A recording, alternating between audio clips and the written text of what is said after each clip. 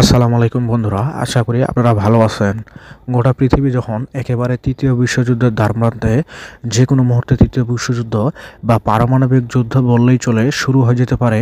একদিকে আমেরিকা যখন নেটো বাহিনীকে নিয়ে বড়াই করছে এবং রাশিয়ার বিরুদ্ধে যুদ্ধ করার যে পরিকল্পনা করছে রাশিয়াকে দুর্বল করে দেওয়ার জন্য, সেখানে কিন্তু রাশিয়াও বসে নেই।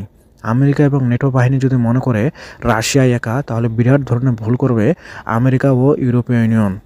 কেননা রাশিয়ারও আছে এমন কিছু মিত্র যেটা আমেরিকা সহ গোটা পৃথিবী ধ্বংস করতে সক্ষম।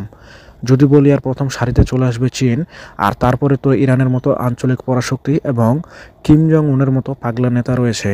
আর যখন নেটো বাহিনী রাশিয়ার সীমান্তের কাছে, ঠিক তখন দুই দেশের মধ্যে প্রতিরক্ষা সহযোগিতা নিয়ে আলোচনা করতে শুক্রবার 29শে নভেম্বর পিয়ংইয়ংয়ে পৌঁছেছেন রাশিয়ার প্রতিরক্ষা মন্ত্রী অ্যান্দ্রে বেলুসোভের সঙ্গে। দুই দেশের মধ্যে প্রতিরক্ষা সহযোগিতা নিয়ে আলোচনা করতে শুক্রবার 29শে নভেম্বর পিয়ংইয়ংয়ে পৌঁছেছেন রাশিয়ার প্রতিরক্ষা মন্ত্রী অ্যান্দ্রে বেলুসোভের সঙ্গে গুরুত্বপূর্ণ বৈঠক করেন উত্তর কোরিয়ার প্রেসিডেন্ট কিম জং উন। রাশিয়া ও উত্তর কোরিয়ার মধ্যে সম্পর্ক বর্তমানে নতুন উচ্চতায় পৌঁছেছে। সম্প্রতি তারা ব্যাপক কৌশলগত সামরিক অংশীদারিত্ব চুক্তি সই করেছে এবং কি চুক্তি অনুযায়ী এক পক্ষ আক্রান্ত হয় তবে অন্য পক্ষ দেরি না করে সমস্ত উপায়ে সামরিক ও অন্যান্য সহায়তা সরবরাহ করবে। মানে রাশিয়া যদি কেউ আক্রমণ করে, আর সেই আক্রমণ উত্তর কোরিয়া নিজের ভিতর আক্রমণ হিসেবে বিবেচনা করবে, এবং উত্তর কোরিয়ার উপর যদি কেউ আক্রমণ করে, রাশিয়া সেটাকে নিজের দেশের বা নিজের ভূখণ্ডে আক্রমণ বলে বিবেচিত করবে। উত্তর কোরিয়ার রাষ্ট্রীয় মিডিয়া KCNA অনুসারে কিম পশ্চিম ও ইউক্রেনের সাম্প্রতিক বেপরোয়া সামরিক হটকারিতার নিন্দা করেন, সেই সঙ্গে রাশিয়ার সঙ্গে ক্রমবর্ধমান সহযোগিতার প্রশংসা করেন। তিনি বিদেশি তৈরি দূরপাল্লার অস্ত্র ব্যবহার করে রাশিয়ার গভীরে কিয়েভের সাম্প্রতিক হামলার কথাও সামনে আনেন। মানে কিছুদিন আগে ইউক্রেন আমেরিকার দেওয়া দূরপাল্লার ক্ষেপণাস্ত্র দিয়ে রাশিয়ার মূল ভূখণ্ডে আক্রমণ করে, সেই বিষয়টি নিয়ে উত্তর কোরিয়া আমেরিকাকে ও নেটো বাহিনীকে হুঁশিয়ারি দিয়ে উত্তর কোরিয়ার নেতা বলেন, রাশিয়ার গভীরে দূরপাল্লার অস্ত্র ব্যবহার করে যে হামলাটি করা হয়েছে, এই পদক্ষেপটি সংঘাতে নেটো বাহিনী সরাসরি সামরিক হস্তক্ষেপ করেছে। এ থেকে রাশিয়ার আত্মরক্ষার অধিকার আছে এবং শত্রুকে অবশ্যই রাশিয়ার শক্তিকে মূল্য দিতে বাধ্য করতে হবে। দৃঢ় পদক্ষেপ নেওয়া উচিত রাশিয়ারও। তিনি বলেন, উত্তর কোরিয়ার সাম্রাজ্যবাদীদের আধিপত্যের পদক্ষেপ থেকে সার্বভৌমত্ব এবং আঞ্চলিক অখণ্ডতা রক্ষার জন্য রাশিয়ান ফেডারেশনের নীতিকে সর্বদা এবং সবসময় সমর্থন করবে।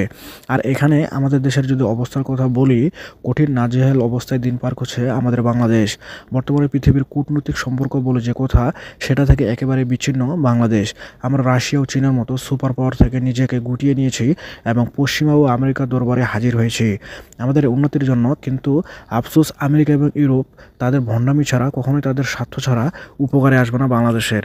তারা সবসময় ভারতের হয়ে কাজ করবে। বর্তমানে যে সরকার ব্যবস্থা রয়েছে, এটাকে খুব শীঘ্রই যে পররাষ্ট্রনীতি রয়েছে সেটাকে বদলাতে হবে। আমরা কখনো রাশিয়া এবং চীনের মতো পরীক্ষিত বন্ধুর হাত ছেড়ে দিতে পারি না, কারণ ভারত যদি ভুলবশত বাংলাদেশের ভেতর আক্রমণ করেই বসে, তাহলে কিন্তু পিছনে দাঁড়ানোর মতো বাংলাদেশের কেউ থাকবে না এবং কে কল্পনার বাইরে পরিণত হবে বাংলাদেশের। আর এখান থেকে একমাত্র ইন্ডিয়ার যে আগ্রাসন নীতি, এটার বিরুদ্ধে পেরেক মারি দেওয়ার জন্য একমাত্র বাংলাদেশের পক্ষে একমাত্র হাতিয়ার হলো চীন। বাংলাদেশের বর্তমান যে প্রধান উপদেষ্টা এবং পররাষ্ট্র উপদেষ্টা রয়েছে, অবশ্যই যত দ্রুত সম্ভব বর্তমানের সময়ে চীনের সাথে যে সম্পর্ক তোলানিতে গিয়ে পৌঁছেছে, ওখান থেকে চীন এবং বাংলাদেশের সম্পর্ক মজবুত এবং আরও গভীর করার মনোযোগ দিতে হবে। তো বন্ধুরা, ভিডিওটি শেষ করব ছোট্ট একটা অনুরোধ দিয়ে। ভিডিওটি যদি ভালো লাগে তাহলে ভিডিওটিতে একটি লাইক দিন, আর এই ধরনের নিউজ পেতে চ্যানেলটি অবশ্যই সাবস্ক্রাইব করে পাশের বেল আইকনটি বাজিয়ে দিন।